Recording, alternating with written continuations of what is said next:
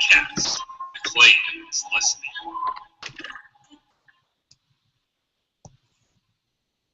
Everybody, welcome. Episode, I believe, 44 of Shadowhunters SteleCast, City of Heavenly Fire discussion. Yay! And we just lost Christina. Totally back. So I'm Ellie. Hi.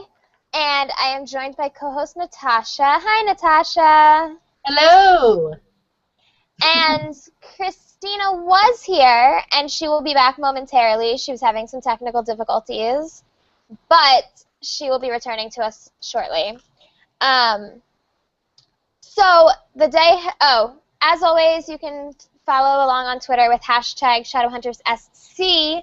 You can also post comments on the YouTube page, which I tweeted out about 10 minutes ago, and we will keep an eye on that as well if you would like to answer some of the questions we're talking about today, or respond to what we're saying, or whatever you feel like saying. Just how much you love Cassandra Clare. That would be great. Yeah. Anything. But except be nice, because we don't like mean people. Very true. All right. So, should we just start with some announcements? Yeah, go ahead. All right. So, I have to get to it. There will be a short story collection centered around Simon Lewis, similar to the main Chronicles, and that makes me really happy because Simon is, like, fabulous. And we'll talk about him more later.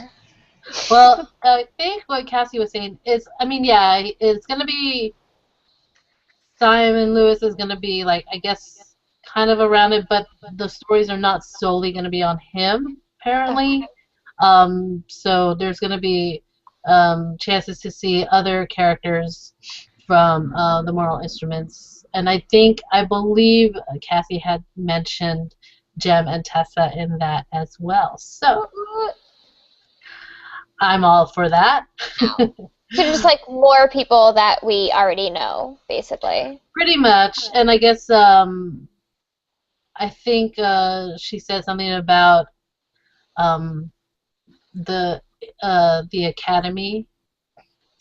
the academy, the training, where they would go train in Idris for Ascension and such. So that'll be really exciting. I'm excited for that. I don't know when that's going to happen. I don't think she announced any time frame when that's going to happen.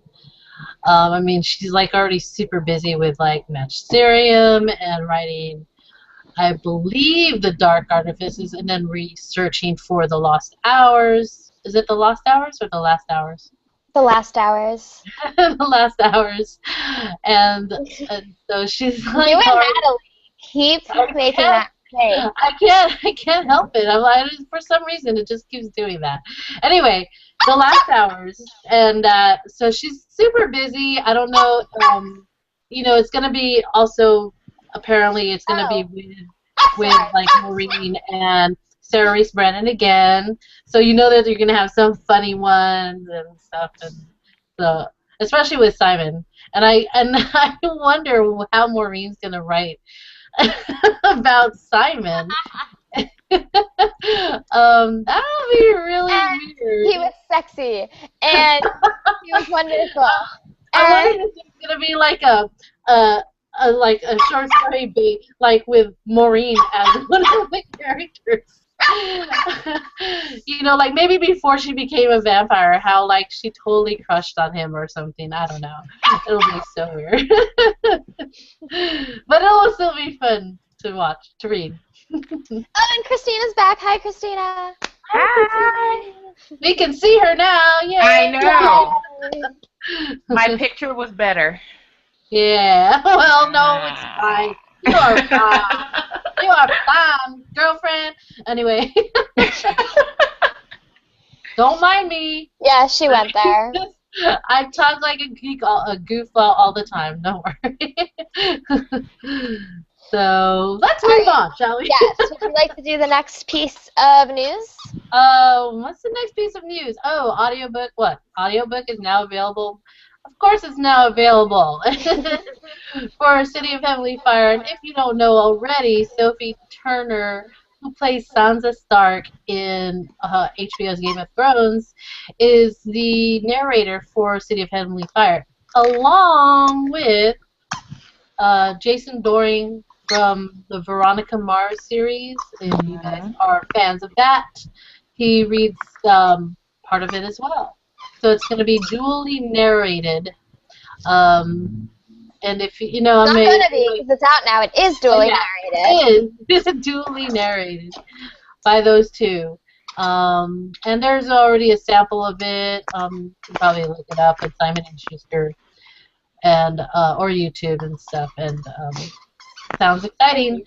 And apparently, and like if you haven't heard it already, the sample, Sophie is actually narrating it in her accent, their English accent. So I don't know if she changes it up when she's like actually voicing Clary or Simon. I don't know if she's voicing Simon, but you know, if she's voicing the females. But that's how it is. So that's that. All right, Christina, would you like to do our next bit of news? No, because this is new to me. This one. I hadn't heard about this one until I read it. No, because I'm the same way. No problem, no problem. The Secret Treasons, if you guys don't know about the Secret Treasons, this is going to be a graphic novel story piece, and it's actually going to be on the Young Circle. So that you're talking about Valentine Morgenstern and Jocelyn Fairchild and Starkweather and all of them. And she actually is going. What Cassie did is she actually wrote the outline for the Circle, and the guy who's actually writing it, he is a big fan of the Mortal Instruments, and he really was interested in kind of like writing out the storyline for, you know, the Circle, and so she just outlined it for him, and I guess he's the one who's going to be writing it, writing the actual graphic novel part, and Cassandra Jean, our wonderful, wonderful artist who draws a lot of you know, Mortal Instruments and Dark Artifices and all those characters that we love so much. He's going to be doing the art part of it. And she's already done, you know, one for like, I don't know if you're familiar with Ransom Riggs, Home for Peculiar Children, or Beautiful Creatures by Cami Garcia and Margaret Stoll. She drew out the comics for that, the graphic novel for that. So she's doing the same for this one, and I'm really excited about it. I don't know. Again, we don't know if there's a set date for this happening, but it is happening, and it's going to be published by Yen Press. So I'm excited for it. Whenever it comes out, I'm going to snatch one up. That sounds awesome. I mean, who doesn't want to know about the Young Circle, you know? Right. I mean, despite my loathing now of Valentine, I would love to see more of Michael Wayland and Robert Langwood and all that stuff. So yeah, super excited. And that's that. Awesome. Okay. Now, would you like to do the next bit of news? Sure. Before we do, I have a question. Are we aware? We're aware of the whole Teen Choice Awards. Yeah. Oh, yeah. You want to mention that too? Sure. Yeah, I feel like that would work first before segueing into like the second film. Okay. So yeah, I found out from Jamie Kimmel Bower when he tweeted it that he got nominated for Choice Male Action Star, something like that, for City of Bones. And he's been tweeting constantly about, you know, voting, voting, voting, which is adorable. And Lily Collins also got nominated for her role as Clary, so that's exciting. I don't know all of the nominations because I saw Jamie Kimmel Bower and I just kind of stopped there. So that's just, it's awesome. Of course, I had to lie about my age in order to vote, so that's how I promote this. Make sure you say you're 19 or lower. Yeah. In order to do it, because it is Teen Choice Awards. Awards. But I think that's really, really awesome. The fact that, because it's teens, that voted for the nominations and whatnot. So for them to still just be as in love with these characters as we are, that they have a face in 2014's award shows. I think that's really, really awesome. So yay for that. Yeah, actually, I think they were nominated for 3 awards. And yeah. I believe the third one is for, Is it the movie itself? Yeah, the movie itself. So it's Jamie Kimmel Bower, Lily Collins, and the movie. The movie. Of course, it has some tough competition. Yeah, that. But that's okay. It is okay. You got recognized. It is okay. Yeah. All right. Whoa. Sorry. All right. Did you still want to do the next bit, or? You can do it. Okay. Cool. Whoa. Sorry. My dog's going crazy. As always. So, Cassandra Clare says that she's supposed to hear about the revised City of Ashes script in the next in like the next week now. Yeah. Which is super exciting because we have not heard news of that in forever. But forever. Yeah. For the first time in forever, we will hear City of Ashes. No, you did not just go there. Anna, where are you? Frozen reference happening. Oh my gosh. So, yay, City of Ashes news. From Cassandra Clare. Yes. Fingers crossed, people.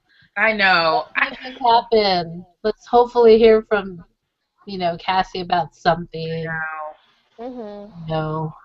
I mean, I would just be happy even if they said we're still working on it. I mean, if somebody like in the production company or Cassie or whomever, somebody just says it's still in the works, at least it's from like an official source for me, then I feel a little better because I just feel like we're all just bubbling with anticipation to hear something. Yeah. Well, yeah, I mean, and obviously, according to what, I don't know if they were actually joking about it at Cassie's London stop, but from what she was saying, when the question was asked about it, and she answered, well, they had a lot to work on the script, and she had mentioned a couple of things about the script, which was completely weird. That was never, ever, like she mentioned something about Magnus running for mayor, and I'm seriously, I don't know if this was a joke, if she was actually joking about this or not, but that's what she said, and I was like, where is that? But, like, the script was so off, and it was obviously, I mean, seriously, Magnus running for mayor? But apparently the first scripts, like book to movie adaptations, are often off the wall. Oh, very off the wall. I mean, where did that come from? Like, I don't even. How do you work Oh that? gosh. I mean, he's a warlock. And there was like something else that was really outlandish, but that one definitely popped into my head. Like, that's perfect. Yeah. Isn't that crazy? Anyway. A little bit. Now we should have a T-shirt, Magnus for mayor. I'm like, he barely cares. I'm like, he would only run for mayor if he was getting paid to run for mayor. You know, I like. You pay a lot of money to run for mayor. Yeah, you pay a lot of That money, is which true. you would never do. No. And he already has That's stuff funny. to deal with you know, with Clave. So I'm like. Yeah. Anyway, that was just one of the things apparently that Oh, was that on. was funny. And like it was nuts. It sounds like it. Yeah. So All right. There are a couple other things. One, there's where is it? Ow. There. Sorry. dog is there's off to the side. That's all. I'm looking at your dog and I tell me know. what- I'm sorry. There's a new Dark Artifices snippet, a very, very small one. Mhm. Yes. Should I read it? Sure, it's small. Yeah. First word. Yeah, he said, eyelashes lowering as his gaze traced the movement of her fingers. It hurt me being away from you. It feels like there's a hook dug in under my ribs, and there's something pulling at the other end, like I'm tethered to you, no matter the distance. And it is tagged Julian Blackthorne and Emma Carstairs, so if there was a question about who this is between, there you There's go. your answer. Yep. They're so She sweet. did it. I mean, know. I'm assuming that it's from the first one, but she did not mention if She did not say. it's book. I mean, it could be from any of the books, but considering that the first one hasn't even come out yet, I'm thinking, no, she's probably That's writing. probably what it's from. Yeah. Probably. Yeah, but that's a good one. And of course, we will talk more about Emma and Julian later, Yes, we shall. shortly. Yes. And one more personal announcement. I have read The Iron Trial. Bam. Sorry. So Yeah, I saw Cassie at BookCon. Yeah, I saw Cassie at BookCon a couple weeks ago, and I got a copy of The Iron Trial, which is the first book in the Magisterium series that she's co-writing with Holly Black. And it was good. It was a good book. You should read it when it comes out in September. Does it feel like a middle school type book? Definitely. And there's one thing, once people read it, I want to discuss with them and see if they had the same feeling about it as me. And I don't want to say any more than that because I don't want to force that feeling on people. But I'm interested if they have the same reaction as me. And that's all I'm going to say. All right. Wait, so you read the whole book, or is it like the whole book. It's a whole book. Oh, okay. Which means- I'm waiting on my copy. Mine is coming in the mail. My Parabatai went to BookCon and got me one, so I'm like, give me. Yeah, which means so usually you have to wait like however long between the first book and the second book. No, with this one I now have to wait. I've now read the first book and there's like 4 months, no, more than that. It comes out in September, doesn't it? Like 4 months About until 4. 5? No, 4. 4. 5. 4. Yeah, she didn't argue with you. She said 4. Sorry. 4. I'm like, I was arguing with myself. 4 months until that book comes out, and then I need to wait for the second one. So that's a little annoying. It's kind of your fault for reading it early. I know, I it's your had it fault. early. I couldn't not read it. Or shame on you for reading it so early. But I had it. I don't think I feel sorry for you there. Yeah. I don't think I can feel sorry for you early.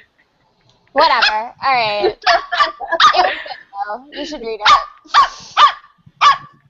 Yeah, I'll put Alright. that on my list of to-read books. Because it's not Alright, that long. Let's It's get not to big. Shadowhunters. No, it was short. It was pretty short. How many Is it- pages is it? I think it was about... Oh, wait. Ready? It's right here. Woohoo! The cover is the second page. I know that much. Well, no. Yeah, this is the cover. Okay. The Iron Trial. You identify it as an arc, I guess. It is 200. Hey, don't eat it. 295 pages.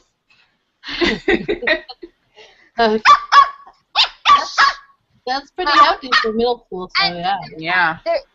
So this is, it says on it, uncorrected proof, so like there can still be changes from Edits now and to the changes, final yeah. one.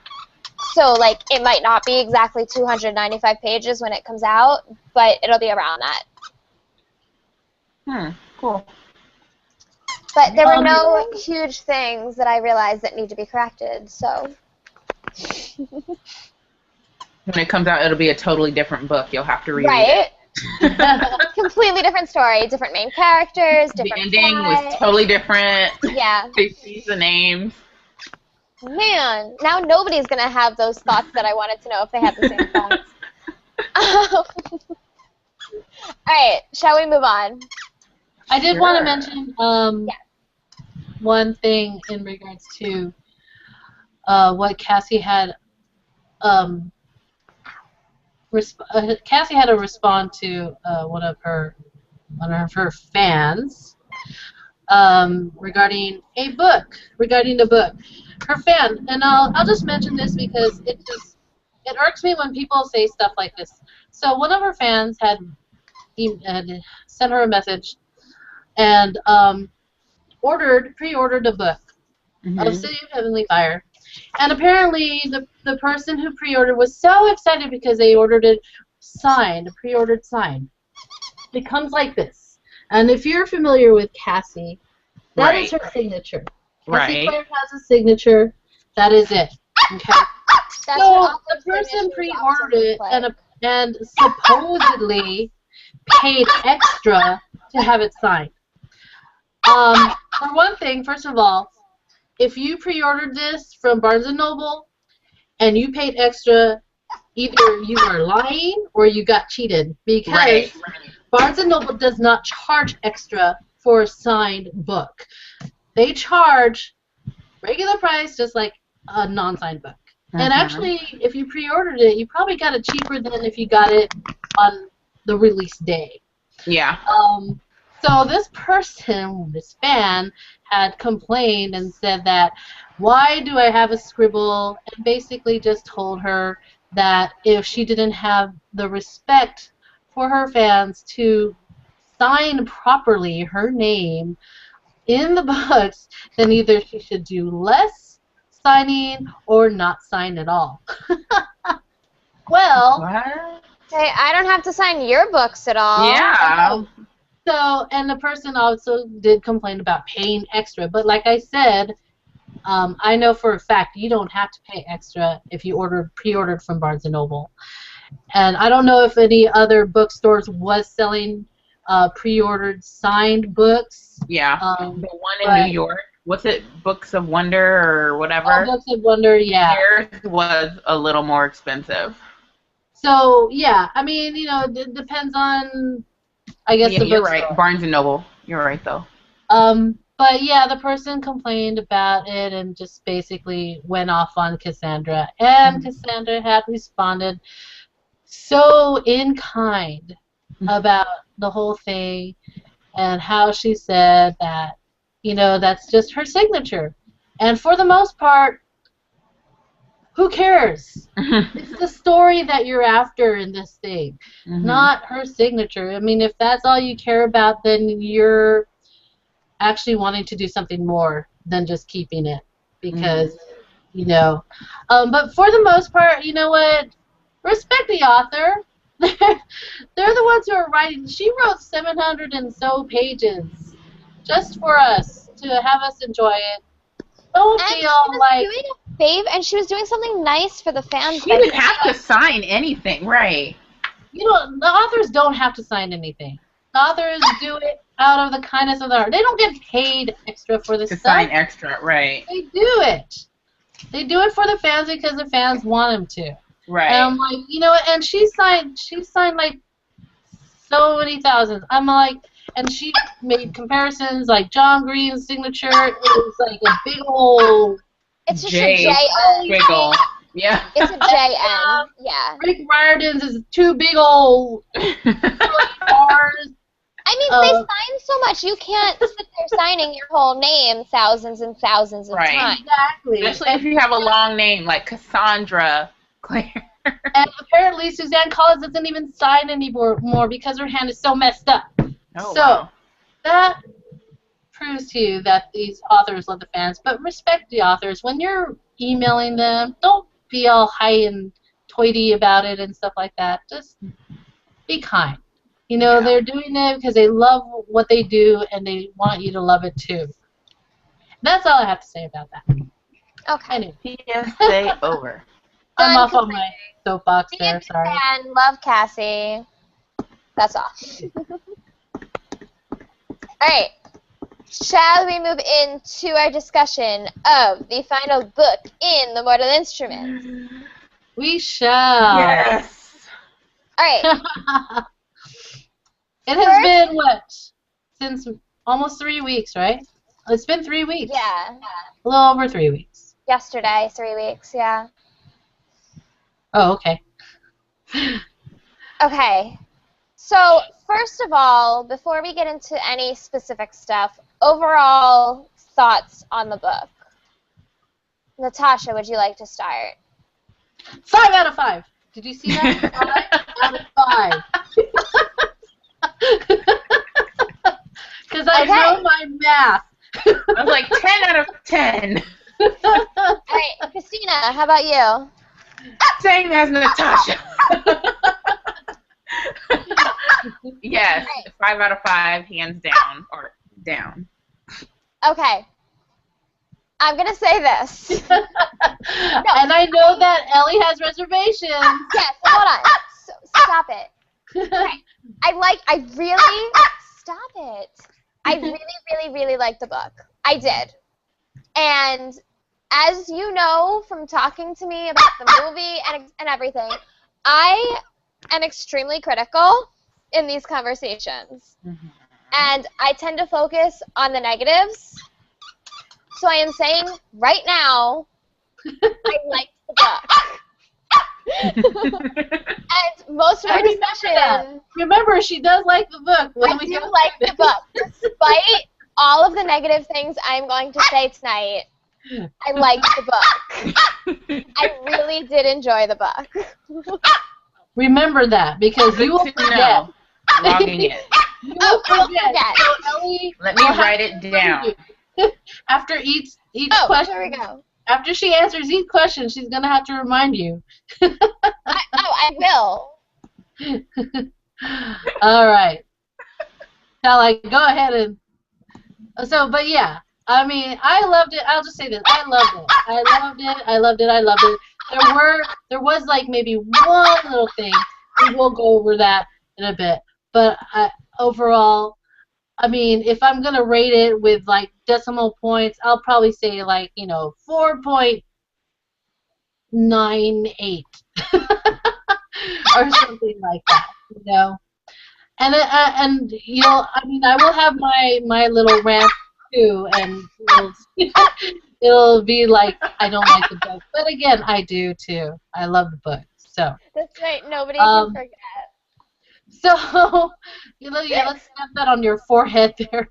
Anyway. All right, so I will ask the next question. I will just move on down the line here. All right. And we're going to go through specific parts of the book, or not specific parts, but like specific subject matters of the book. So we had this introduction of a family of Shadowhunters, and one other Shadowhunter too, in regards to the Blackthorns and Emma Carstairs. So, so the book still mainly focuses on the original characters. How did you feel about having the Blackthorns brought into the storyline in the final book? Anyone can answer right away. First, can I just say that this was an extremely long prologue. I was reading, I forgot it was the prologue for like several pages. I'm trying to see how many pages it was. 23 pages of beginning the book, and I was like, oh my gosh.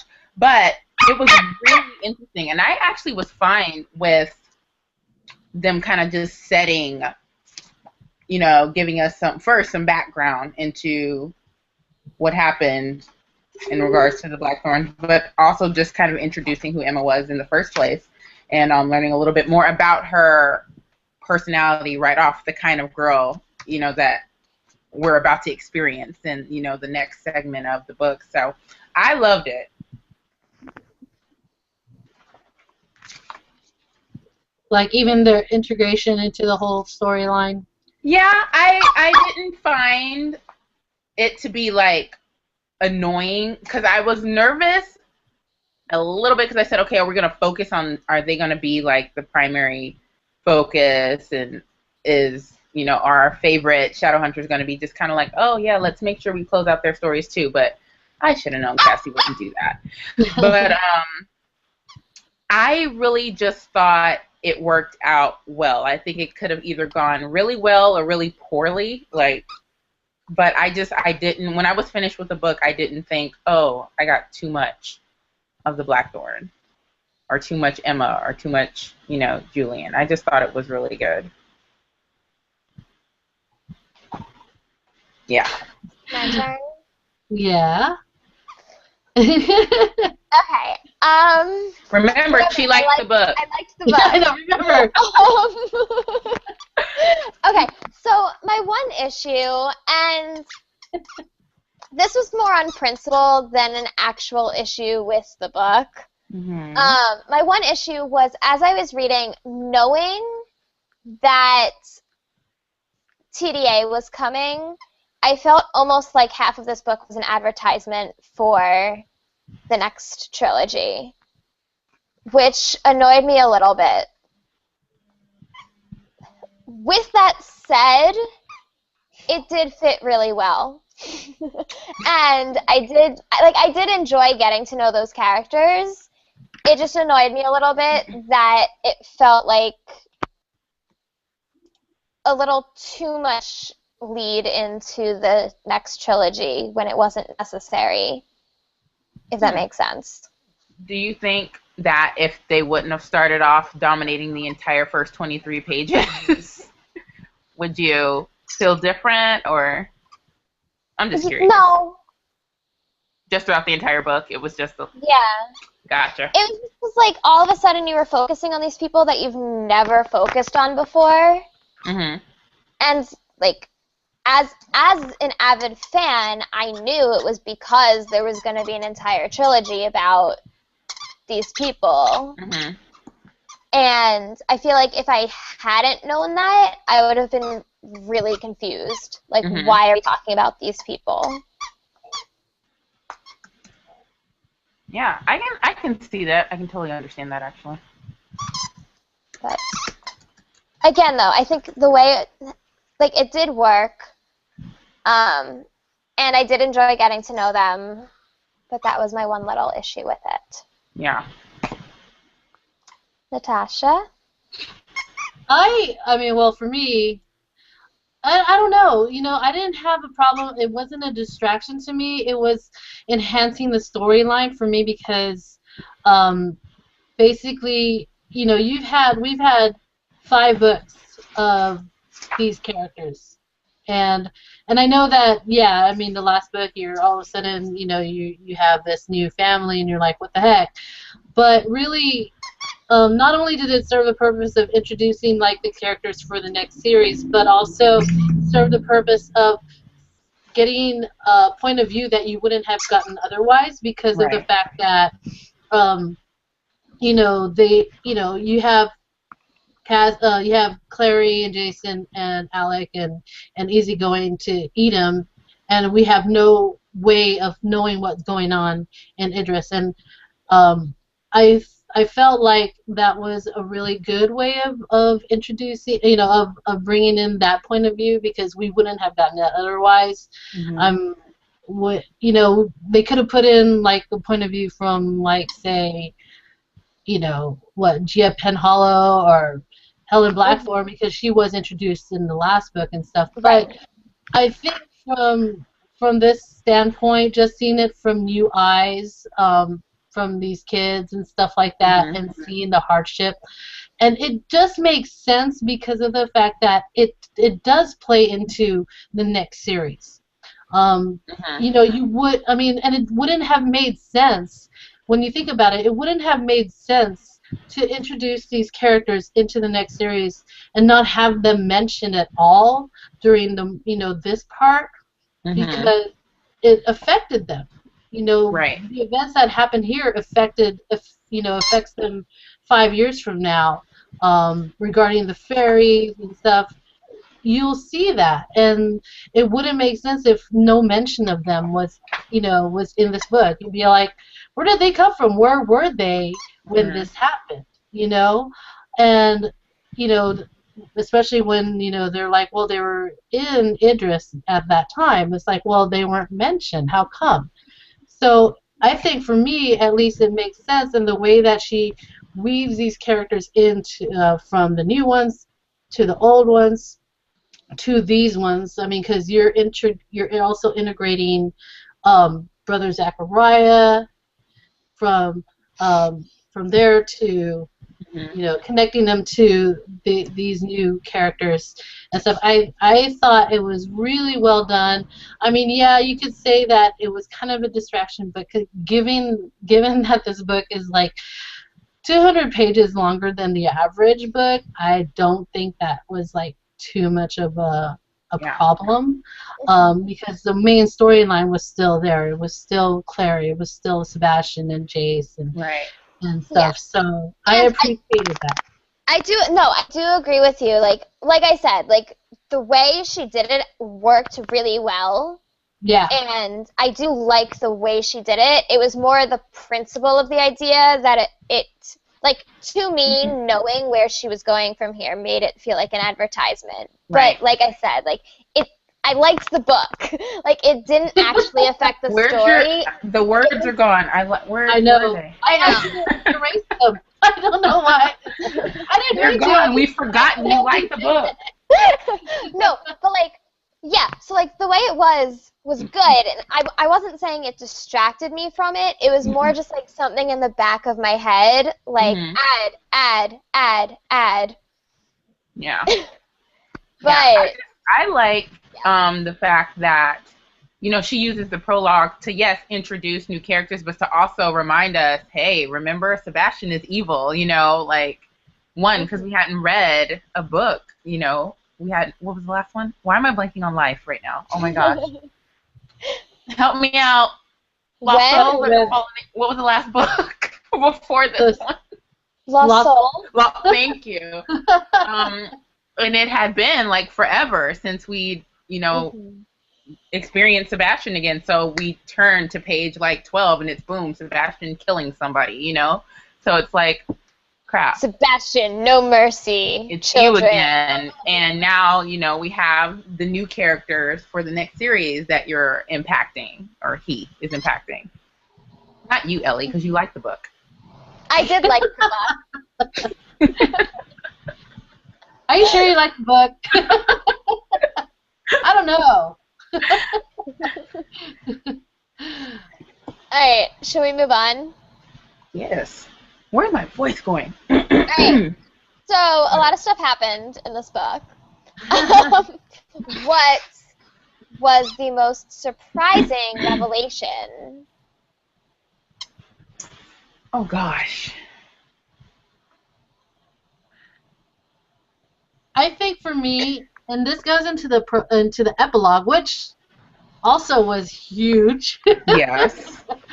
Or actually not going into the epilogue. Well, it does, though, actually. But the most surprising thing, I think, for me was Simon's turn. Like, yeah. The whole, like, he's not going to be a vampire anymore. Like, I nowhere, not only that he has this possibility of becoming a Shadowhunter. I'm like, seriously, I had no idea that was gonna, a possibility. So I was like, what? So that to me was like the most surprising revelation, I think, was that Simon, you know, not only does he not become a vampire anymore, but he's going to be a vampire, like a Shadowhunter. And I'm like, great. I thought he was always going to be a vampire, you know, so that was just the real shocker, I think. I did not see that coming at all, like, not at all. I mean, for me, I think, I'm trying to think of, like, something that really shocked me, and that would be actually, yeah, that would be it, too, and I'm trying to think of anything else. They're not, like, revelations, you know, that shocked me, but, yeah, the whole Simon thing just kind of threw me, too. Like, I remember, like, reading that sideways, just trying to, like, wait, what? But I don't know. I guess it will come back to me, or I don't know. That's really good. I don't know either. I will come back to my thoughts on the whole Simon thing. I squealed, which means like that part made me happy, but of course, because I am a critical person, I do have issues with it too. We'll come back to that later, though, because my issues actually fit more with a later discussion. Yeah. I guess that was my most shocking moment, too. I wouldn't call it a revelation. Right. But I think that was my most shocking moment, too, of, like, wait, what? Like, the mundane, he's not going to remember them? Like, at first I saw it like, okay, so he's going to forget about the magic and the Shadowhunters, but he's going to remember Clary, right? Because they've been friends forever. So I think the idea that there was, like, a possibility that he could not remember Clary blew my mind. Yeah. Yeah, I mean... Which it turns out there wasn't really, because that's kind of why it didn't actually work. Actually, you know what? I mean, in regards to, I guess, revelations, I had, I don't know if it was ever mentioned that, I mean, Cassie said it was, and I must have, like, not read, like, glanced over it, but, Sister Cleophas being Luke and Amethyst's mom.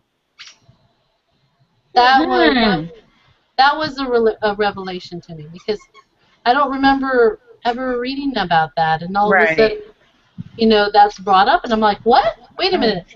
Yeah. Their mom was the Iron Sister?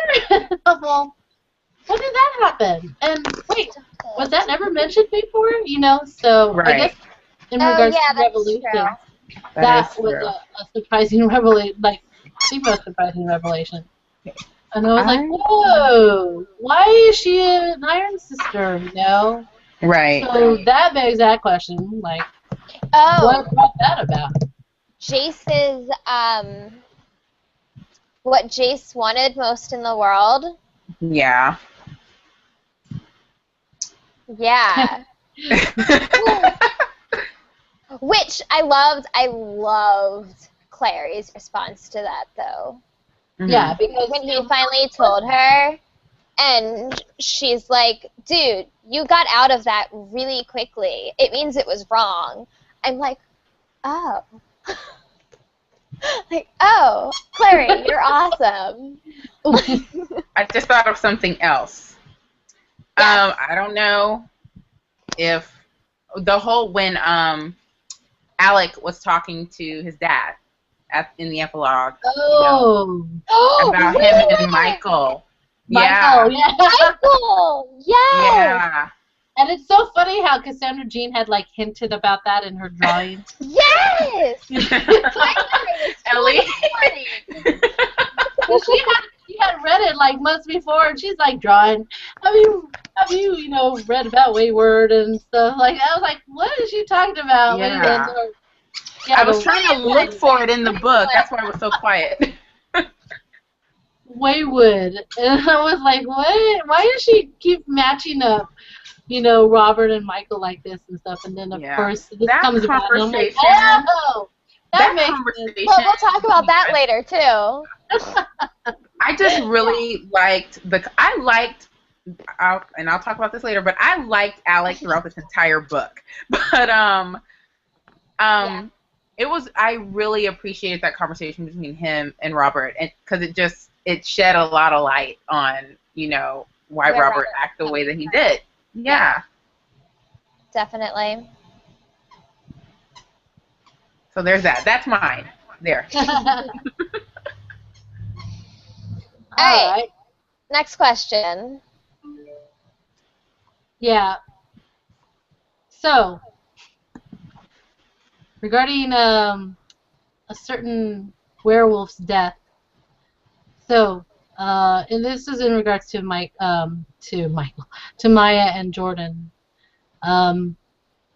Do you think that Maya really did?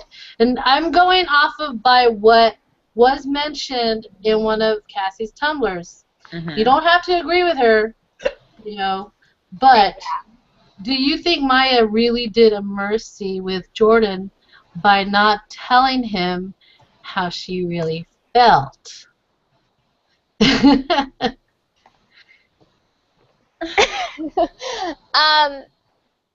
Short answer is yes. Yeah. Because like she said, like everybody should die with somebody holding them. Right. And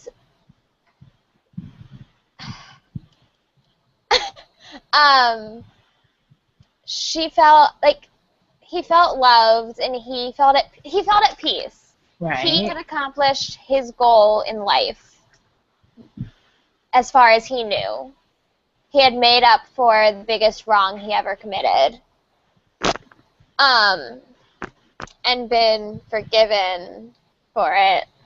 My issue, and I did love Cassie's response, what she said about that whole thing, the fact that, like, it's not something you just get over easily, as much as Maya might have tried to. Right. And pretended to for a while. It's just not something she could get over. Mm-hmm. What hurt me was the fact that I love them together so much that, like, when she was saying, I need to tell him, I thought she was pregnant. I know. Me too. And Yeah. I got really excited, especially when he died. And I'm like, oh, this is going to be one of those, like, now I'm having my dead boyfriend's baby type of things. And then she's like, I was going to break up with him. Nah. Like, damn it. So I wasn't, like, mad at her per se, like apparently some people were. But I was a little, and, like, this is one of my, like, everybody should be with the person they should be with in a book, la la la, things, which is unrealistic in real life. But it's one of those things where, like, I liked that couple, so it hurt me that it wasn't as perfect as I wanted it to be. But I don't have anything against Maya for it. Yeah. Yeah. Somebody else talk. I pretty much agree with you. I had to sit on this for a minute. Because I do agree that she did Jordan a mercy in not, telling him, hey, while you die, I don't love you. I'm glad she didn't do that. But at the same time, I was thinking, well, you should have told him sooner. You knew.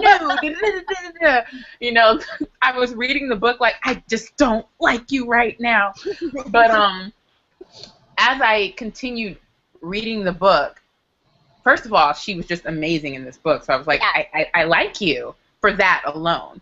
But then I thought about it, you know, and I just was like, you know, you struggle with not, you know, with wanting to, you know, just be honest with the person, but then at the same time you realize, one, this is going to really hurt, you know, him.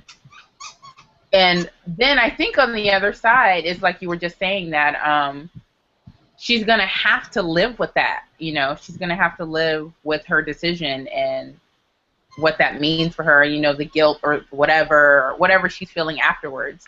So I think the consequences, for lack of a better word, of her decision is appropriate. So I don't really necessarily need to be upset with her, you know, because I feel like I probably would have done the same thing if a werewolf attacked the guy that I was dating, you know. Not a werewolf, if Sebastian attacked the guy I was dating. But it was really hard for me to be mad at her because she just did so much good in this book for me. Mm-hmm. Snaps to that. Yes. Damn. Yeah, and sorry, the other part of Cassie's thing was about the fact people were saying that she didn't mourn the way she should have. There was no time for that. Right, exactly. She was in the middle of a war. Like, she's mourning now that the book has ended. Let's just say that. Right. And like, she kicked ass. Right. Like, she was great. Yeah, she really was. So, okay, sorry, Natasha. No, I'm gonna have to say I actually disagree, but it mildly. Basically, here's my thought.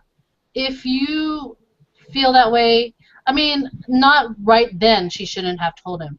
What I meant was that she should have told him, like Christina said, before.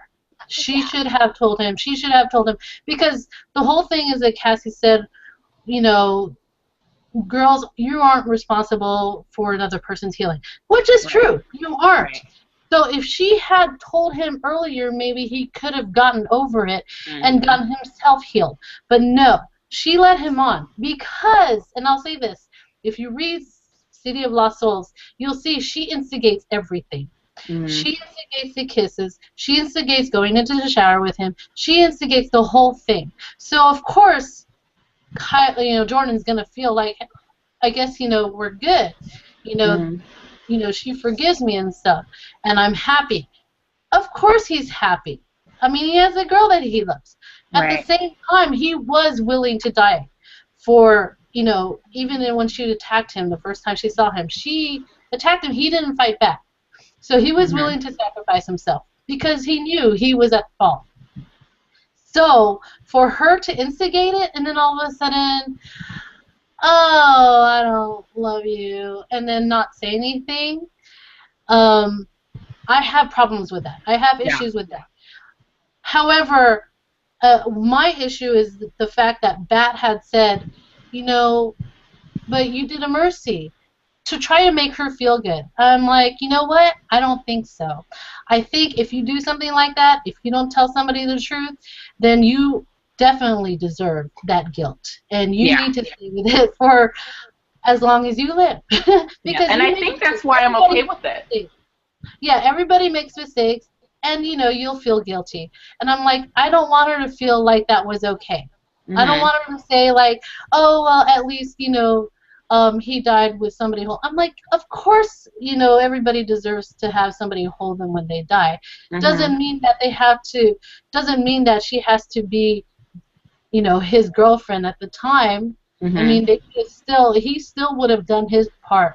He still would have done his job in protecting Simon, even if they had not gone together, because he was willing to do that, too. Right. So, to me, I felt like I understand why, and maybe she didn't realize it until after City of Lost Souls. I don't know, but I just don't want her to feel, this character to feel like, oh, it's okay. It wasn't okay. Yeah. And the fact is that, I mean, yeah, she was she did her part. She did, but it was like she actually got it easy. I mean, you probably don't see that, but I mean, considering what everybody else went through, she didn't have to be an Idris. She was. I mean, yeah, she kicked butt. That Rufus, is it? I can't remember the other guy's name. That's his name. And Gilda and stuff, but and yeah, she didn't. And I won't argue with the fact that she didn't grieve. I mean, she did grieve, and she probably was still grieving 5 months later. And I have no problem with that because yeah, you were in a war. You don't really have time to grieve. So that was my issue with the whole thing. I mean, I don't hate her. I don't like what she did though. Right. And I won't consider it as okay. So. Right. Yeah. No, I would totally agree with you. And I think the reason why I'm not angry is because I feel like she does feel guilty. We just don't get to see the extent of that. There's no pages showing the aftermath of her, decision or whatnot. But that's just me imposing my own, this is what's happening. It's true. I was just like, if she was like, the whole thing was with that. I guess I didn't agree with that. Right. I would agree with you there. In his explanation of things. And to me, I felt like, well, that's Cassie, portraying what she feels through Bat. But, I'm like, and that's probably my one major caveat of the whole book, of the whole story, was that. Oh my gosh, Natasha has an issue I didn't have. But I wouldn't say that she didn't. And the thing is that I'm not saying that she didn't care about Jordan. Yeah, obviously she couldn't forget.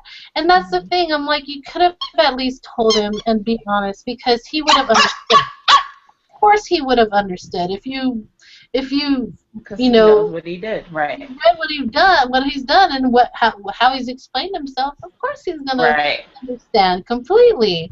That's true. The fact that she just led him on just did not work for me at all. Yeah. So. Yeah, that's my caveat.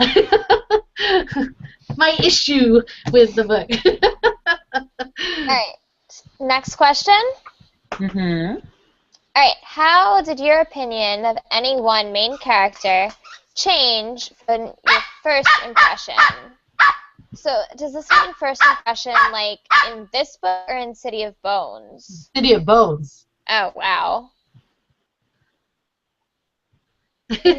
I know. Silence. Well, for me, I always had an impression of when they first appear, I guess. Yeah. I had a love-hate relationship with Alec throughout the entire series until the final book. I loved him and I hated him at the same time. But I feel like this book just really, at the beginning, we know how Alec was. He was very just, this is what it is, these are the rules, we follow the rules, da-da-da-da. And he had a parabatai that was the anti of all of that, which is the funny part about it. But seeing, like, if you read Alec Lightwood in City of Bones and you read Alec Lightwood in City of Heavenly Fire, you're just like, whoa. And I was so proud of him throughout his entire... I think part of that was him coming to grips with himself. Yeah, exactly. That is exactly right. I loved it. Yeah. Yeah. I just loved seeing that in him because my parabatai Allison loves Magnus. And I said, no, okay, well, you can have him. But I get it. I get it. I totally, I was rooting for him the entire time because I don't think I've ever witnessed so much, just hunger and just you know, passion to go forth and do the right thing. One, to save, you know, Magnus, because the love of his life is, you know, close to death wherever he is. And just him coming to terms with, man, the clave really doesn't always know what it's doing, you know, and almost all the time, it seems. Exactly.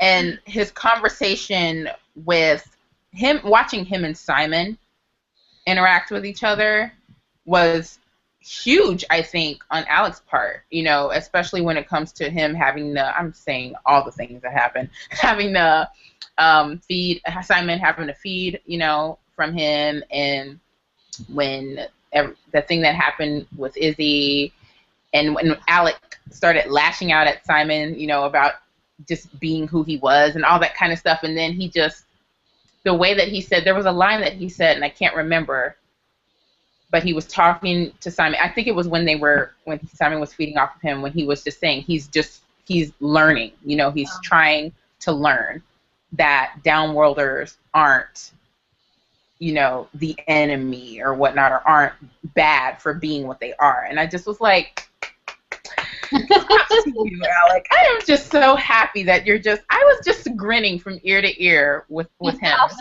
Also his openness in that one conversation with Jace. Yeah. Where he was saying, like, listen, this is how I feel. This is what's going on. How would you feel? Right. And Jace was like, oh, crap. Yeah. Like, I never thought about it. Yeah. I know, like, Jace is all on his own. It's like, hello, Magnus is out there. Yeah, like, love of my life might be dead. Yeah. Hi. And Jace is all, I didn't really know. He's like, oh, yeah, he is down there, too. Sebastian. And my dream of ruling with Sebastian. Yeah. Right. So yeah, like, that would be mine. All right. Similarly, I'm gonna talk about Izzy. Because I kind of had a love-hate relationship with Izzy in the beginning. I just couldn't relate to her at all in the first book. Eyelash in my eye. She was kind of like there and like way more outgoing than I could ever be, and like the total opposite, and I just like not someone I had any connection to or really understood like at all. And then it was probably around after City of Glass, probably around when Max died actually, that she started to change for me and I started to really like her. So her emotion here in this book and the past couple has been very raw, and she's been very open, and I've really enjoyed reading about her. Yeah. And connected with her and understood her a lot more than I had at the beginning. Yeah. That's all. Everything was painful for me. I don't think I had any, like, well, I guess my impression wasn't on any of the main characters, because I actually liked all of them. The one that I had was Raphael. Raphael, to me, in the beginning, he was kind of like this brass, and he was like, you know, kill, and you're in my territory, and all this stuff and everything. And he kind of still was throughout the whole series. But the fact that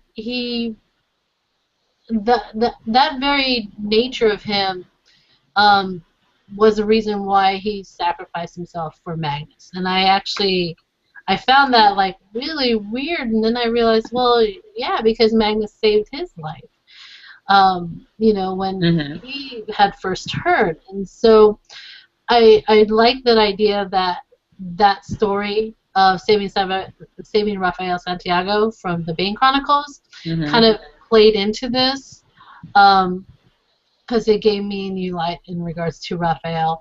I mean, he's still, you know, he was pretty much just like, I'm protecting my own, I'm protecting me, I'm accepting the fact that you know, of who I am, and you know, despite, you know, the fact that I'm not a Shadowhunter, doesn't mean I'm a bad guy. I just am who I am. Mm-hmm. And you know, for a while, you know, I thought, no, he's a vampire. He's a bad guy. You know, I mean, especially the fact that he wanted to kill Simon. It's like, well, Right. you know, I'm like, he had his reasons and such. But you know, I think that whole time that he had with Luke and Magnus in the cell really brought me to, I guess, kind of respect Raphael more Mm-hmm. and not hate him, not dislike him just because he wanted to kill. But he is a vampire. That's what they do. So Even Right. at the moment he was willing to join Sebastian.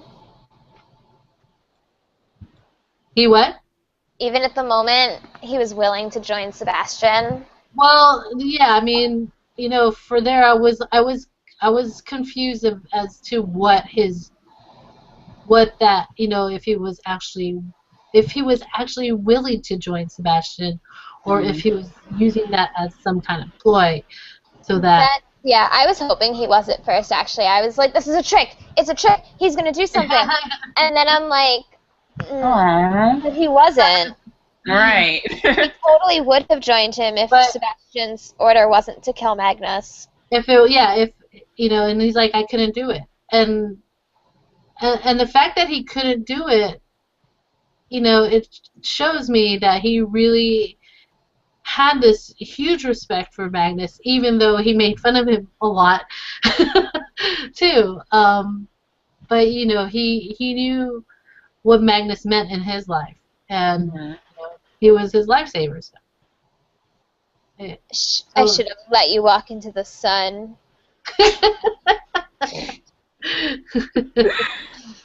So yeah, that was my opinion changer, I guess. All right, fun stuff. Next question.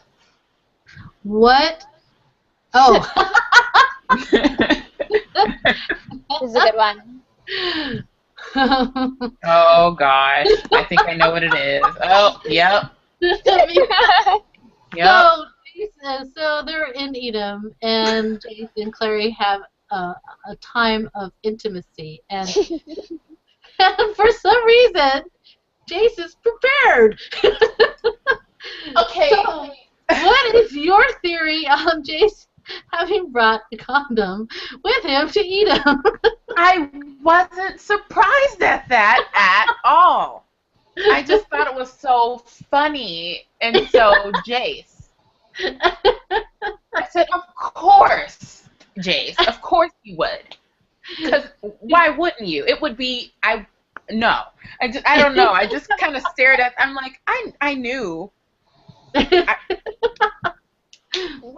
don't even know what to say because I just knew he would. I knew it. I said, this is Jace. Jace is, we know who he is. We knew who he's been since the City of Bones. He's not going to not be himself, you know. Yeah. He's been trying to get it on with Clary forever, and then that stupid Heavenly Fire has been a nuisance, and now, you know, he can touch her, and they can, you know, he can kiss her and touch her, and he's like, oh, who knows when the opportunity will arise, so allow me to, you know. I thought it was hilariously perfect for Jace. Hey. Sorry. Loved it. Ow. Well, Ellie is getting herself Okay, sorry. prepared there. I was not prepared. I thought it was amusing. I don't know if I was like really cracking up at the idea, but I was like, when I read that part, I was like, huh, interesting. But you know, it was brought up, like, you know, people were asking Kathy, like, so why did he have that? And I'm like, well, you know, I guess the first thing that came to mind was he's a Boy Scout. He's always prepared. Oh, totally. Be prepared. Because that's what the motto is for Boy Scouts, right? Like, always be prepared or something. So have everything everything that you need with you. You know, I mean, for me, I just thought that it was something that he had, and he just had it. It's always been, yeah. Always carries one with him. Changes it out every 6 months. I don't know. And because those things they don't last forever. Just so you know. It lasted several years though. Oh, okay. I was like, just change it out, and like, okay. He never bothered to like remove it. I was like, why? Why would he do that? Just have it with you. It's small. It's a little packet. So yeah. I just love how it was described. Yeah. So it did throw me off, actually. I was a little surprised. Just because, okay, so like they're making, I do love the way it was described though. Clary is just like, I heard a crinkle, and I'm like, condom? What? Like, I'm like, wait, this boy hasn't been able to touch his girlfriend in months, and he has it threw me off mostly just because it was actually more him saying, I can't touch you, than Clary being like, don't touch me. Like, he's the one that was like, I'm not going to touch you. Mm-hmm. And yet he's had a condom with him the whole time. So it did throw me off a little.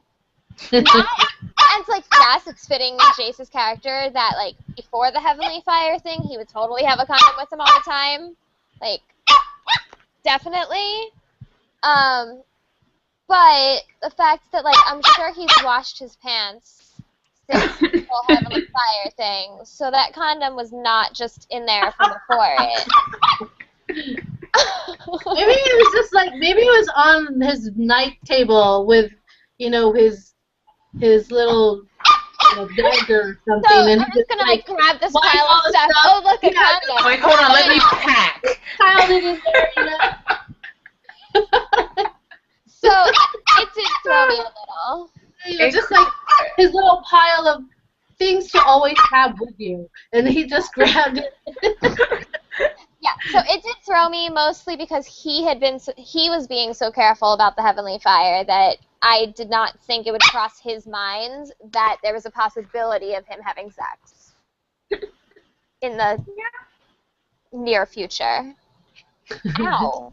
My take on it, he's a hot-blooded male named Jace Whalen. So I was like, I just knew Herondale. Herondale. At this point, he hadn't claimed it yet. Well, but he was being Lightwood. That's true, too. True. Bam. All right. Let's move on. +1 for Ellie. Okay, so we're going to go back to this whole fairy situation here. You know what happens to them at the end of City of Heavenly Fire, and they're like, they have to claim responsibility, and they have no protection now. Oh, wait, are we skipping this other question? Oh, that's right. I'm sorry. I forgot about that one. Let's go back to that. This one's a good one, too. We all know that Sebastian dies at the end.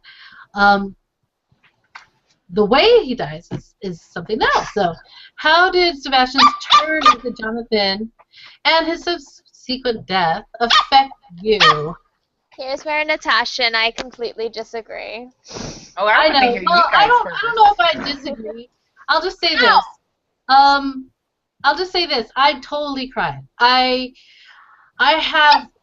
mean, consider me a softie. Consider me like way too empathetic. I don't know. I don't care. And I know that not everybody agrees with me. That's fine. But I totally cried because I felt for Jocelyn a lot during this scene, this particular scene. So I felt the hurt and the pain that she was going through, having to deal with not having her son, yet her son was alive. And then to actually finally see what her son could have been, just a ghost, and he even says it, just a ghost of what he could have been. Wow. if Valentine, doggone it, Valentine, if he had not done what he did to Jonathan, you know, that I love that. I mean I don't love it. I'm glad I got to see a part of who he could have been. I was sad. I was completely and overwhelmingly sad.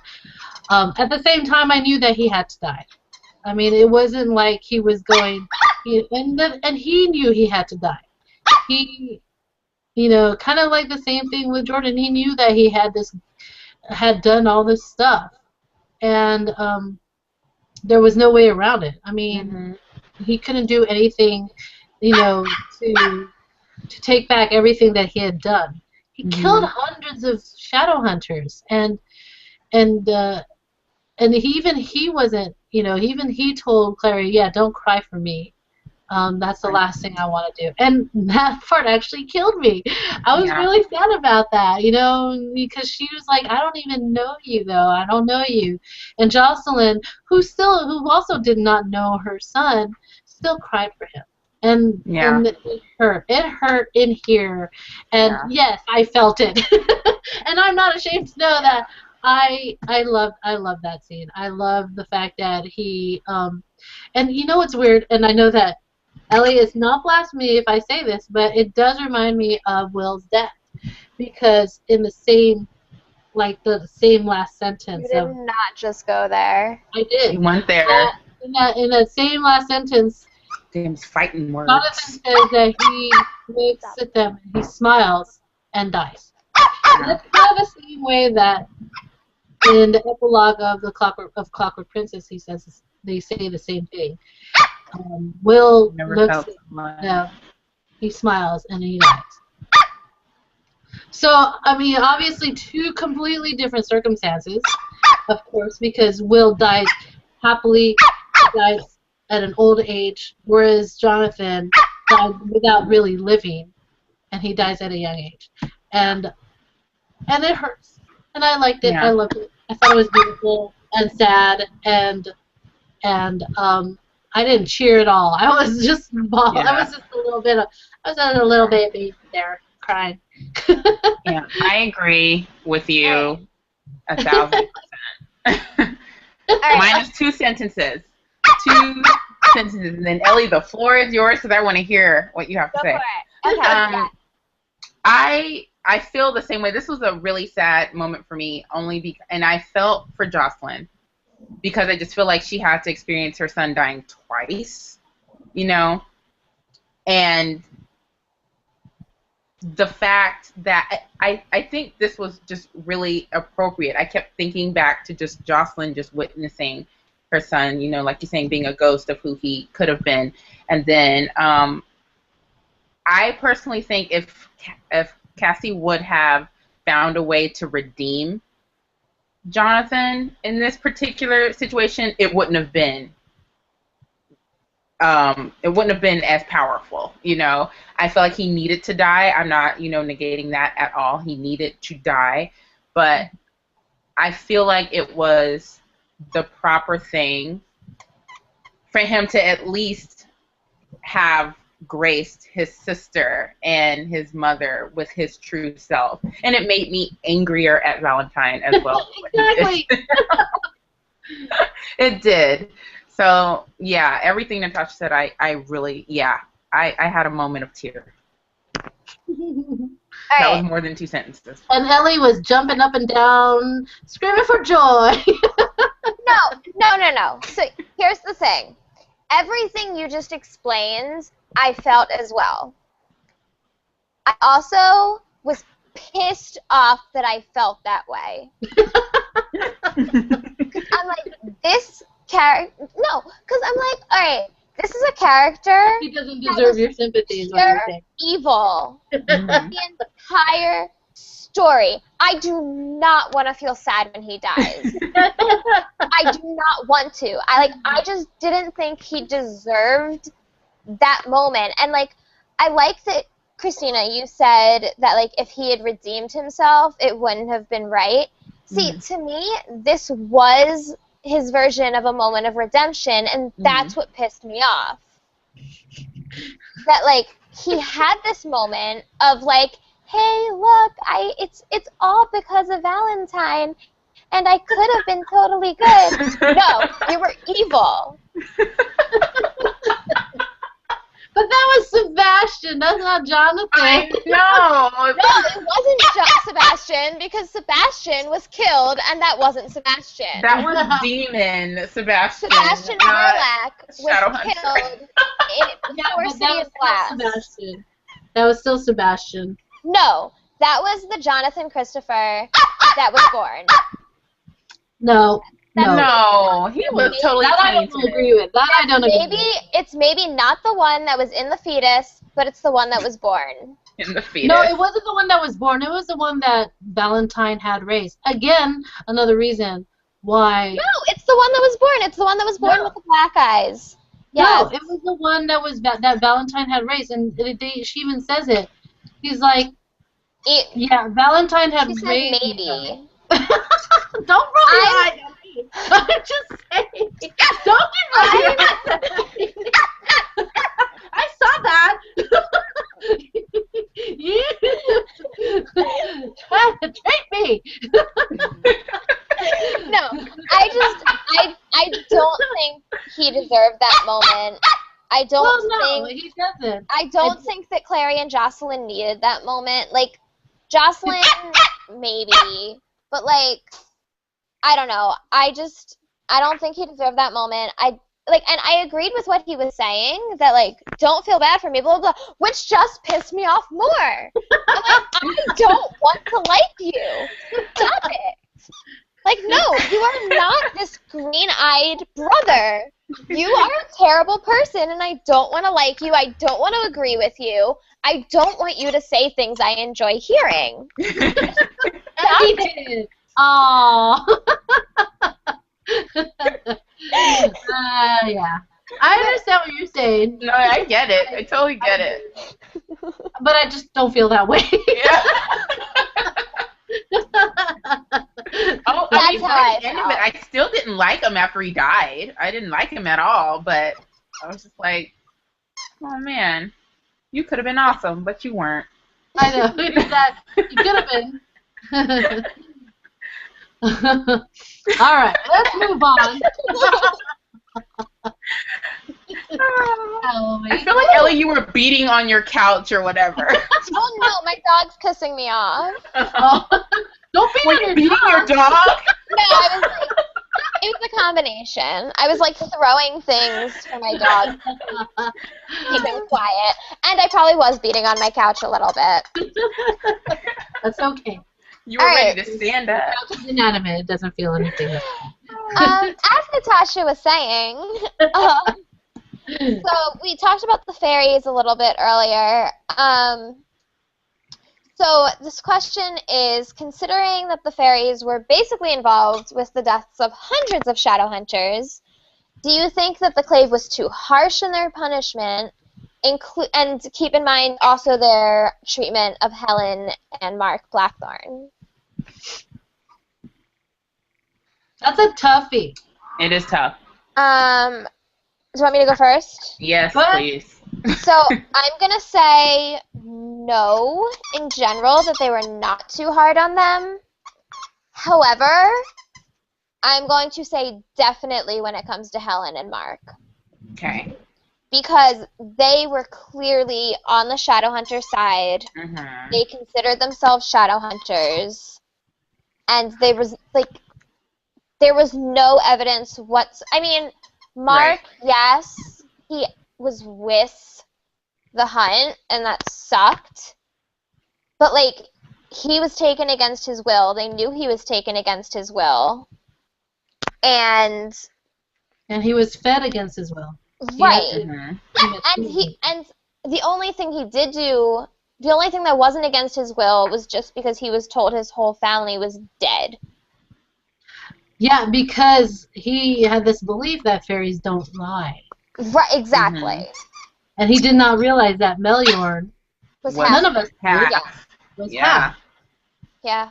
Oh, that was a revelation. That was That- a revelation.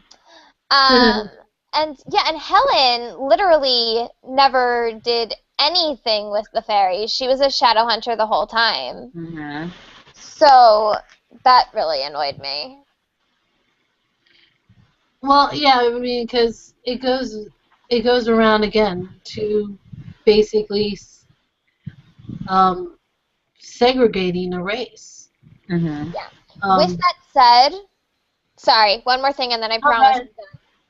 With that said, I do love the message that's sent in the book. The fact that, like, yes, the clave is going in the right direction. Like, they're accepting these relationships and more, not completely, but more. And they're starting to accept downworlders more. There are now downworlders on the council. Like, they're moving in that direction, but there's still a ways to go. There's still way a ways to go. Yeah. This only proves it. Because, Right, exactly. Because it's like, I mean, yeah, of course they're accepting them, but they still find themselves superior Yeah. to Actually, any of them. and I'm going to amend my answer about the fairies. I believe that the Seelie Queen definitely should have been punished the way that she was, if not more. Oh, yeah. But There's the a reason why she's not other there. fairies, I'm less sure, because they were mostly just following her lead. Well, that's what I mean in regards to, like, just segregating a whole race because of the actions of, Right. the leader. That's why I took my answer back. And then, of course, it goes back to, like, our own history and stuff like that, and or our own world history.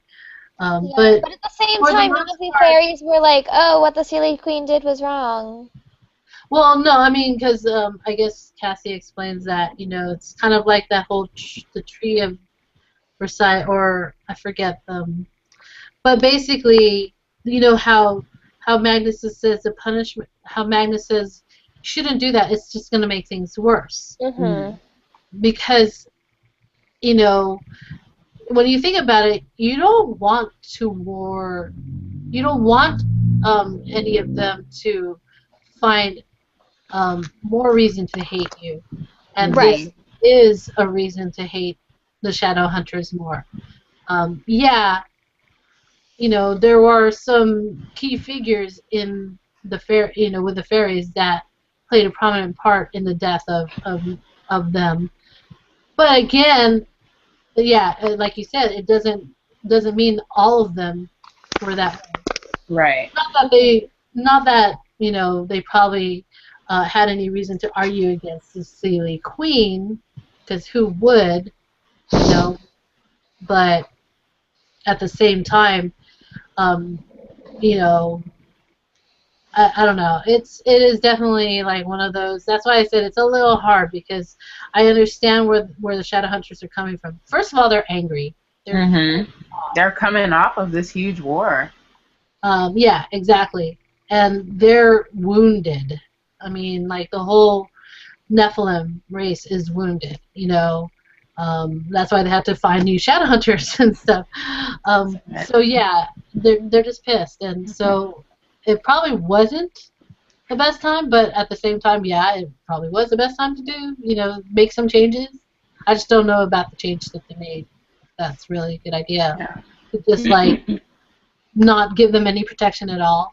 And to do that to Mark and Helen was just not cool with me. Yeah, no, that was bad. Like, I was like, Helen was there. She was there at Idris, and she was helping out. How can you treat her that way? Right. And Mark, yeah, I mean, and Mark, that's just... And Mark was basically just a prisoner of war that... And what really got me was that Gia had even promised, and she promised knowing that she wasn't gonna follow through. Yeah, she couldn't deliver on her promise. Yeah. It's like, why would you do that? Yeah. And they made those kids carry the sword. I'm like, what? I'm all, ugh. drove me nuts. Okay, anyway. Yeah. Anything to add, Christina? No. I mean, really and honestly, I did not like it, but I understood it. And that's really what I can say, because I'm like, when you really think about just the human condition, like we do things like extremes in times of fear, and times of uncertainty, and so I said, okay, this was predictable. Like I knew like something like this would happen, but I didn't like it. I felt like I had such a bitter taste in my mouth, especially like I said when we were with Helen and Mark. I just was not okay with that. But I mean, there's nothing more or less that I can say that you guys haven't said already. But I wasn't. It didn't sit well with me. Mm-hmm. But I got it. I understood. So, yeah. Of course, this comes into play with the Dark Artifices, which would be interesting. Which also at the same time, I'm like, really? You have to deal with the fairies again? Well, we're going to have some angry fairies. Anyway. Shall we move on to our next question? Surely. Which is, so Robert has this conversation with Alec, his son, about his former parabatai and how Michael Whalen had confessed his love for Robert, and Robert pretty much shunned him. So, do you think Michael Whalen, I just thought of this, but do you think Michael Whalen was bisexual, or that he opted to get married to a woman because being gay was taboo among the Shadowhunter world? This is like purely speculative, just so you know. Yeah. Christina, do you want to start this one? I just think he was gay.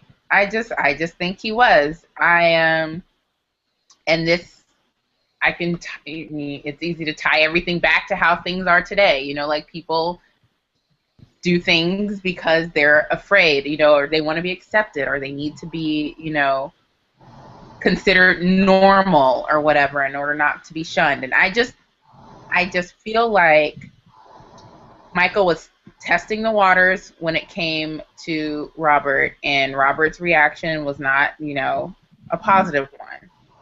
And so things just kind of, what is the word? Spiraled from there. But I think he was. Because I think it would be cool if he was. So. But yeah, I mean, there's really no one way. I mean, it is speculation, like you said. But yeah, I think in my, if I were writing this book, he would have been gay.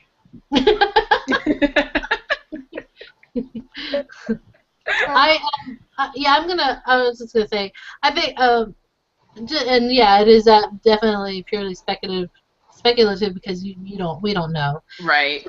The true answer to that. Only Michael Whalen would know that answer. Maybe Cassie. Maybe Cassie would know. He's sad, but the fact, yeah, I mean, to me, I guess I would think so too, that he was gay. And also because it just makes it sadder, and I don't know why we have to make them sadder than they already are. Yeah. But the fact that Michael Whalen, especially the Whalens, they don't need to be sadder. I know, it's so sad. That he has to, he ends up marrying somebody that he probably doesn't. I mean, maybe he loves, but not as much as not his true love, and ends up dying. And his whole family ends up dying, which is sad. So the fact that he confessed, his love to Robert and being shunned just makes it even worse. So, for some reason, I think us as Shadowhunter fans, we revel in the pain of these characters. In the lament. Yeah. So, yeah, he was gay. Yeah, I agree. It never even crossed my mind that he might have been bi. Me neither. I was just like, all right, so he was gay, and he married a woman because that's what was expected of him. Which I think it created a very interesting parallel with Alec. Mm-hmm. Beyond just what Robert talked about in his reaction, but also in the fact that, like, for a long time, Alec thought he was in love with Jace, his own parabatai, which we know there are other laws against falling in love with your parabatai outside of even being gay. Like, so many layers here. But, so, it was also a different time, though. And it makes me wonder, like, if Alec hadn't had friends that were so accepting, maybe he would have pretended to be straight and married a woman, too. So I just think it's very interesting, and I love that Robert realized that what he had done at that time was wrong, and what he did with Alec was also wrong, and had this conversation and was open and honest and was attempting to at least start to make things right. Yeah, and again, I say gay. Again, with Robert, like, as in comparison to Maya, I would hope that Robert would feel guilty for the rest of his life for what he's done. Which it sounds like he has so far. Yeah, but like I said, it wasn't well, yeah, like it was an apology, but it wasn't an excuse. Yeah. For what? So, in the end, it says, it was forgiveness. I want all these people to feel guilty forever. Yay, guilt. That was hilarious. That'll be your words. We should put that over your head. Feel guilty. I want everyone to feel guilty.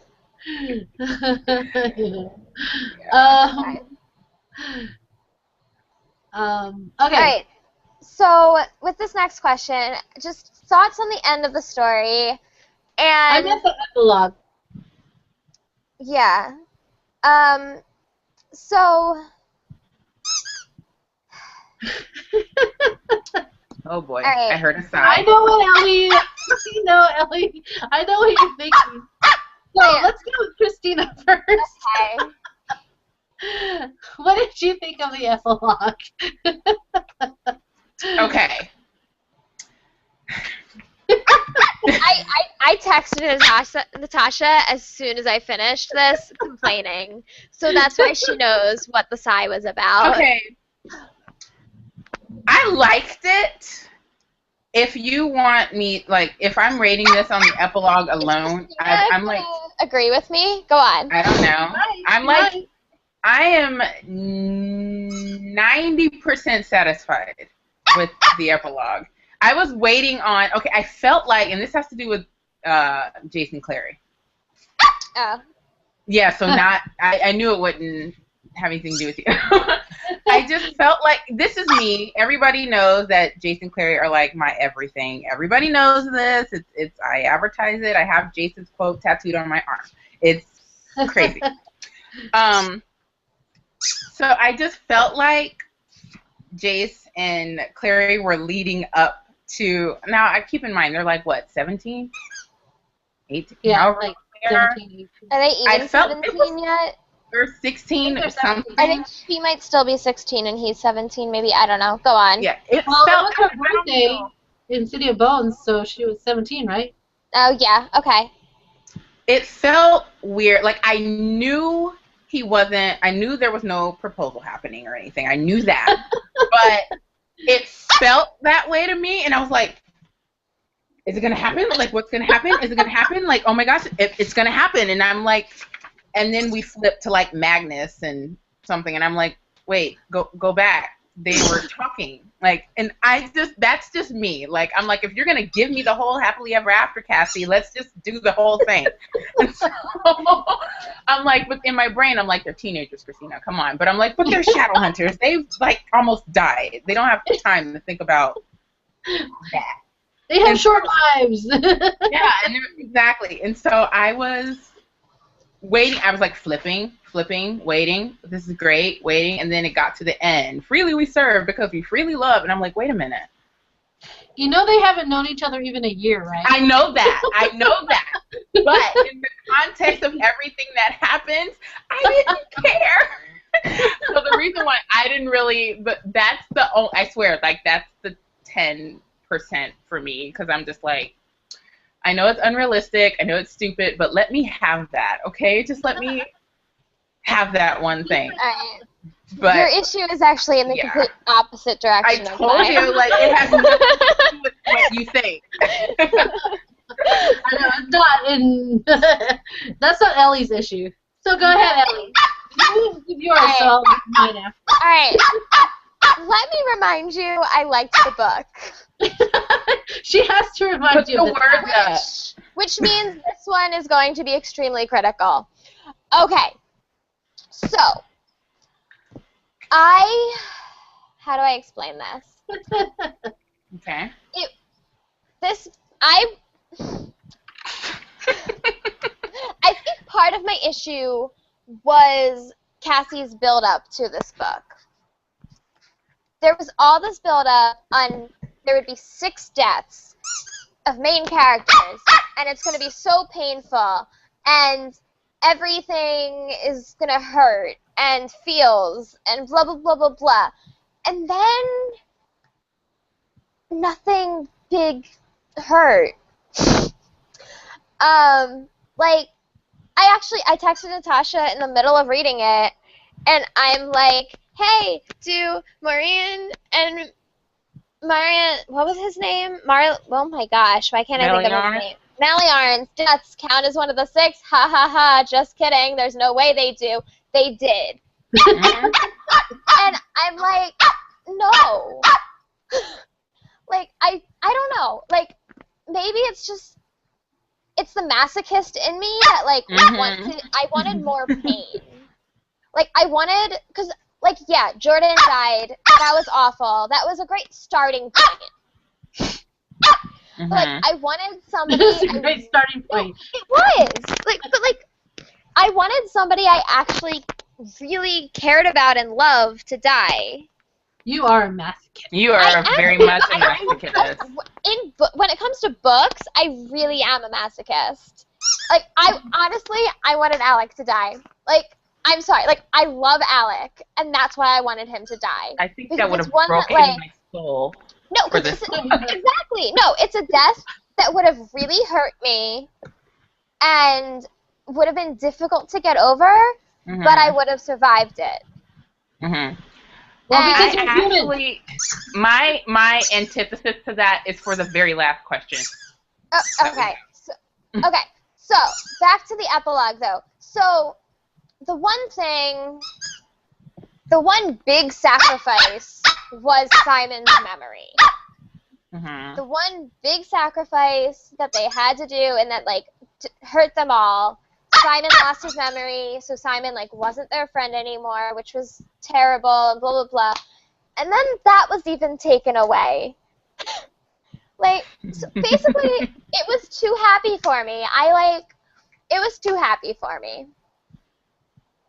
I was just annoyed that everything worked out way too well. You're not the only person I know that thinks that at all. Nothing. Yeah. Like, I wanted more feels, basically. Yeah. I wanted more feels. Okay, so here's my thing. I'm on the complete opposite end of Ellie here. I loved it. I had enough feels. I think I had enough feels. First of all, because, and I think also... Wait, can I just say one more thing? Yeah. Going back to our conversation from earlier, it really pissed me off that the one thing that gave me feels was freaking Sebastian. Come on. Well, that's the part that I was going to say. I'm like, you know what? I think and the thing is I wasn't mad about that. So, you know, again, for me, I had enough feels. I had enough feels because, first of all, the whole thing between Maya and Jordan, I was like, you know, Jordan died. I mean, I didn't cry, but at the same time, I was not happy with the way that Maya had felt herself justified. Which, you know, maybe she doesn't. Maybe she didn't, you know, take to heart what Bat said. But there wasn't any way of knowing because she doesn't say. And then also, and I know that, I don't know if any of you guys even remember this part, but I actually cried in the scene where there's 2 points where I cried about this one Shadowhunter that is not even a main character, not even a side character. It was a character that you don't even, a Longhorn, and his Parabatai, because he had to kill his Parabatai, and then he ended up killing himself afterwards, and that really hurt. And I was like, that was enough. After seeing that, I was like, that's enough, because not only, and I guess because Jem was there at that point, and he's like, I need to pay my respects to Longhorn. The fact that Jem was there, it reminded me of Jem and Will.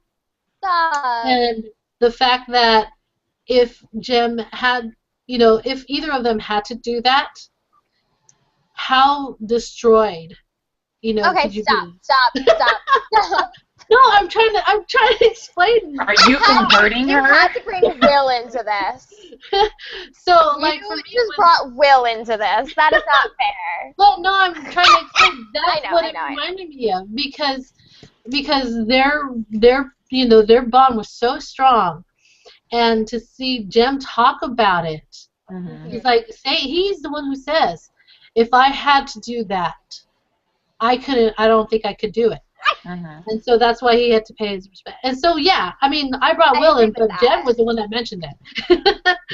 And that's why it hurt me, because I actually cried. I cried at the fact that this one character that you don't know, but he had a Parabatai, and you know how Parabatai bonds are from reading the Infernal Devices. Ow. Even though it's an exceptional one.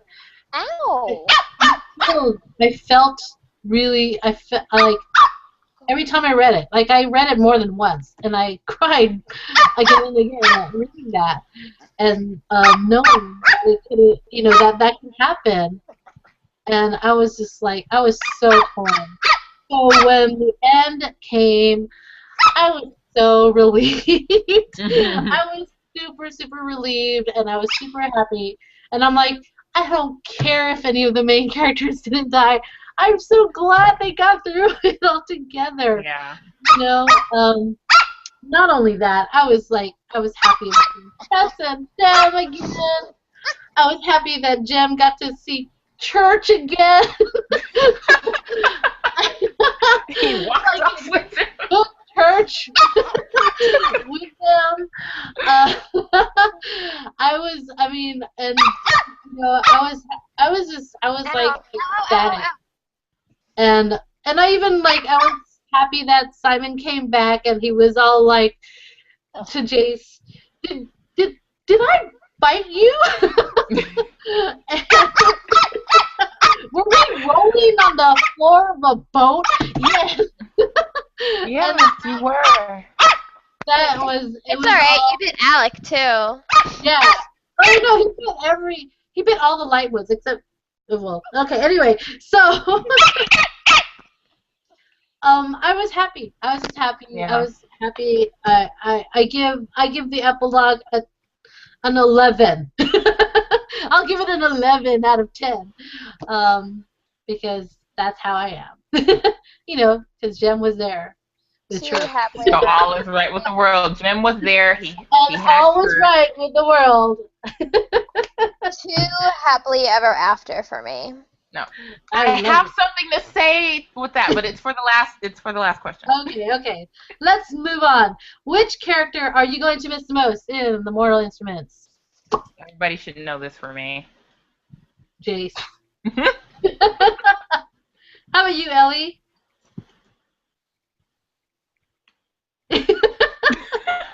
Maureen? Yeah. Melior? Melior. Raphael? I'm between Jace and Simon. I like Jace and Simon. I'm going to go with Jace. But Simon's a very close second. Alec, for me, is a close second, believe it or not. Alec, I think I'm actually going to miss Alec most. Because here's the thing. You know that you'll probably see Jason and Clary again. I don't know if we'll see Alec again. I mean, if we do, it will probably be less than before. Right. Oh, that's true. I'm going to miss Alec a lot. Yeah. So that's that. All right, last question. What lesson did you learn or were reminded of from reading this book that you feel is important for everyone to know or remember?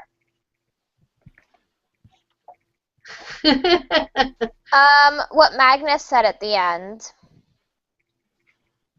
Which was? What was the quote? The, like, enemies, like, you don't want them more reasons for them to hate you. I don't remember the quote. Yeah. No, I know which one you're talking about. Yeah. It was on their judgment of the Sealy, of the... Yeah, of the fairy. Yeah, the fairy. Okay. Yeah, that's a good lesson. Even though they don't actually learn it in this, but they will, I'm sure. Bum, bum, bum. They will, maybe. And even when you go to a demon realm, you should always bring a condom. Darn it, Ellie, you took my lesson. No.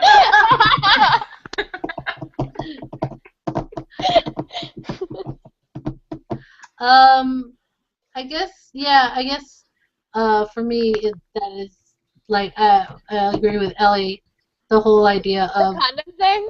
No. The first one. The first one. I mean, although you should always be prepared. But the first one, and that, well, basically, really the whole idea is treating each other equally, I guess, really, for the most part, because that was a whole problem. That's always the problem, it seems, with the clave, is not being able to treat others as equal, but treat them as inferior. Because that was Valentine's problem. That was his major problem. You know. So that's that everybody has flaws, I guess, in that sense. So you should treat Except everybody. Will Herondale.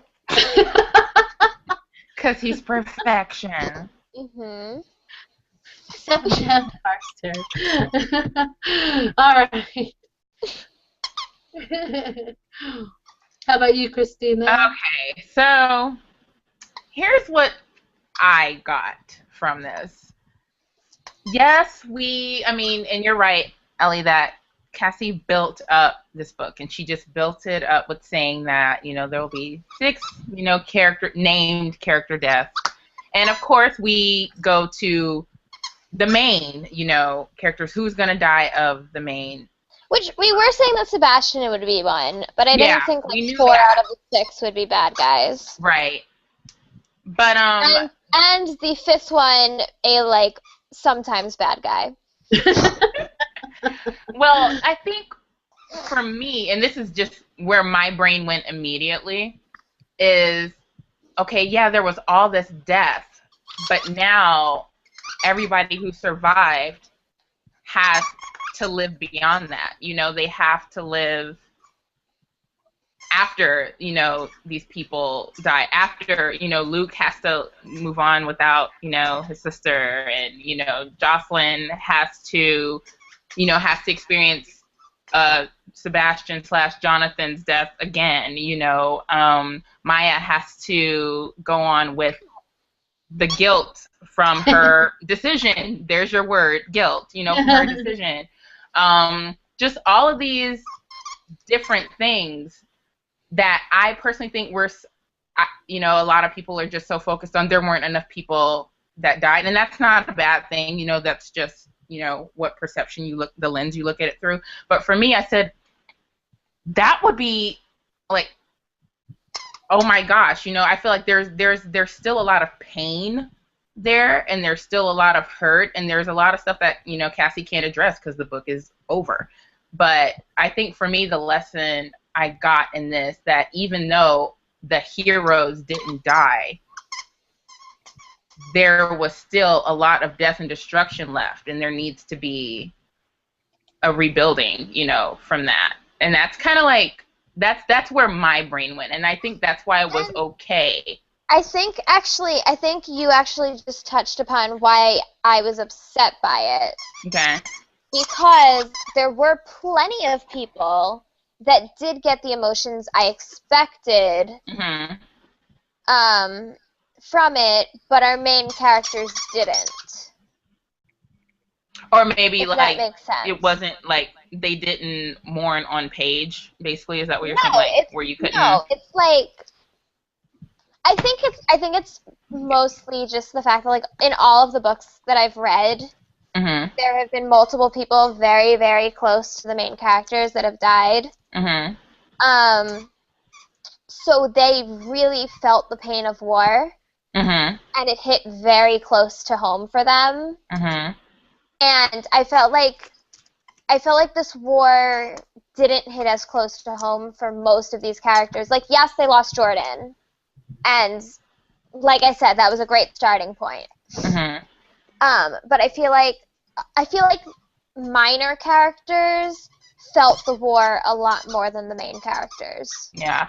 Which annoys me because they were the ones in the center of it. Yeah. I mean, and I also think, though, we have to remember that our main characters did suffer, you know, from previous books. You know, it's still of that same war, you know. I mean, I don't think the Lightwoods could have suffered any more with the loss of, you know, Max, and then just that matters because Sebastian killed, you know, them. And so I just feel like, for me... And that's another one of my issues, actually. Because City of Glass was perfect. Max's death was perfect. City of Glass is still my favorite out of the whole 6, you know, books. Max's death did exactly what I wanted in that book, and that's what was missing from this one. But Max wasn't the main character either. Yes, but he affected the main characters the way I wanted the main characters affected. I see your point. Like, I definitely understand where you're coming from. But for me, I was just like, by the end of it, I said, man, you know, I just feel like everybody is they're just wounded right now. And there are scars, you know, that I think everybody has that they're going to have to carry on with those. I mean, that's what, you know, that's where my mind is. And I think that's why I was okay with it, because I felt like that was pain. That was really, really painful for, you know, various characters. I mean, if we really want to, you know, if we want to nitpick, I think that for me, Clary could have suffered a little bit more, but I'm okay with the fact that she didn't. I feel like everybody else suffered more than she did, but she still suffered. And I think I'm done. Yeah, I mean, if you're talking about, like, people needing people to suffer, for you to get the full effect of everything, I know what you're saying, but at the same time, that's my problem with a lot of the books that I've been reading. A lot of YA books, they have this thing where it's like they seem like they want death all the time just to make you feel. I'm like, that shouldn't be a thing. Right. That shouldn't be you know, the goal for each YA book that you read. You know, I'm like, I've read it so many times, and I'm like, you know what, somebody's gonna die again and again and again. I'm like, you know what, I'm tired of it. I just want, you know, a point where it's like it's okay to have them survive. You know, I mean, they don't survive. I mean, they survive physically, but, you know, there is hurt there that will stay with them forever. Right. You know, at least for the rest of their lives. And I think, you know, that people should be, you know, readers should find satisfaction in that as well as books like, you know, The Fault in Our Stars, or you know, the third book in the Divergent trilogy. And yeah, I mean, but at the same time, be able to read something like this and have it be okay for them to read and say this is great. You know, Right. It doesn't always have to be about, you know, suffering death-wise. Right. And that's why I was happy with it because, like I said, I've been reading a lot of books, a lot of YA books where it's inevitable in it. Which, and like I said earlier, I think part of my problem is the lead up to it and thinking that, like, and I don't know, like, Cassie was basically torturing us by making us think that so many people were going to die. Yeah. So it was almost disappointing when they didn't. Well, it's kind of like, I guess in the same way of, well, I mean, this isn't part of it, but, you know, I think it's the same issue with Clockwork Princess, because, you know, we all thought one of them is going to, you know, die a horrible death, and, you know, of course that's the reason why Tessa chooses the other one or whatever.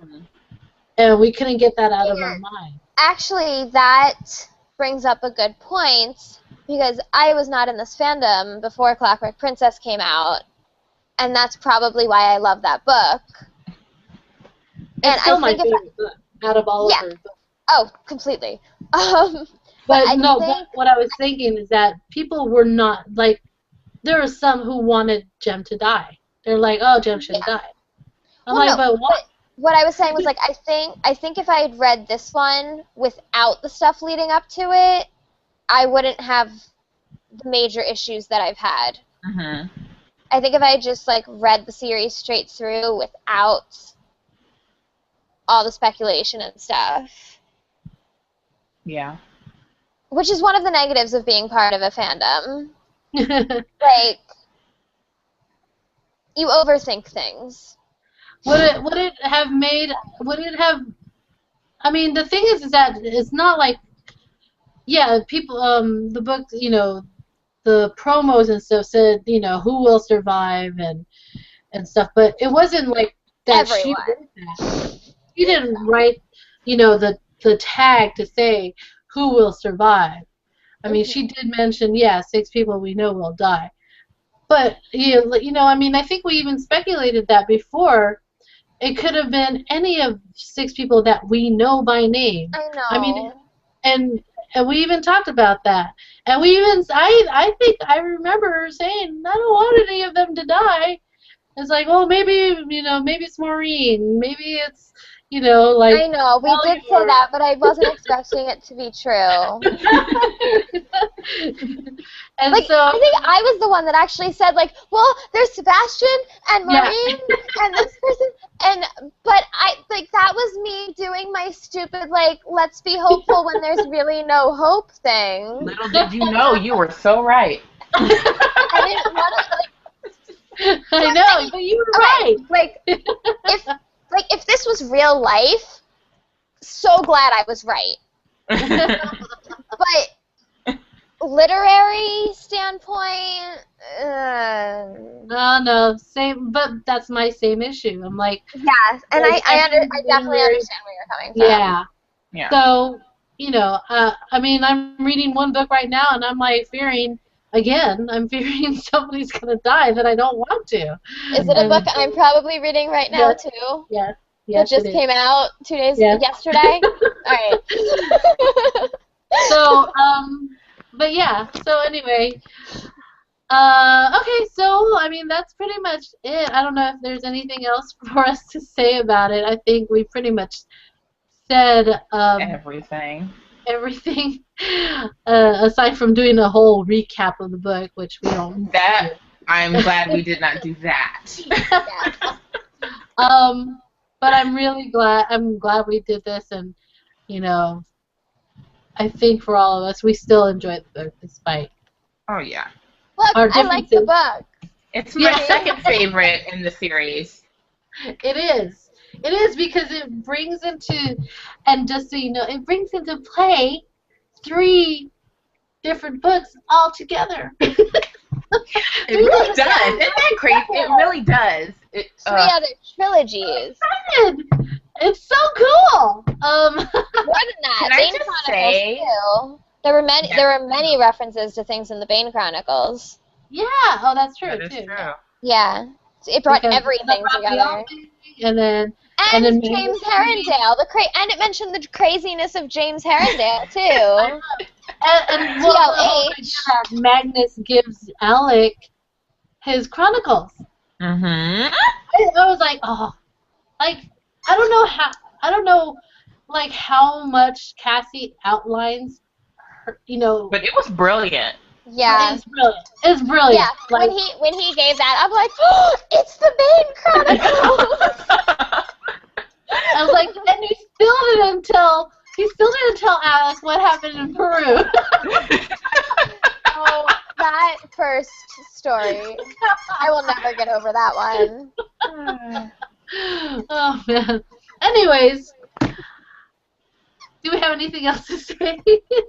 I think we covered pretty much No, everything. I think my enthusiasm for this series has awakened a few of my friends, and so now, like, my books are gone because we're all borrowing different ones. I have to buy 2 of each book because I am not giving this up. Oh, I have 3 copies. Oh yeah, that's right. You have 3. I want to get the UK. I want to get the UK version. I just need so the you can get UK one. but I know that she's releasing that, so we'll see. So next episode, I think, because we don't have time to talk about it right now, we're already way over Way time. over. So next time we should talk about some of the stuff that came in the books, like the comics and stuff that came in the special editions. Sure. Cool. But for now, I think we are just about finished, unless anybody has any last thoughts. Nope. All right, so we will be back and probably talking more City of Heavenly Fire. Thanks for watching, and see you next time. Bye. Bye.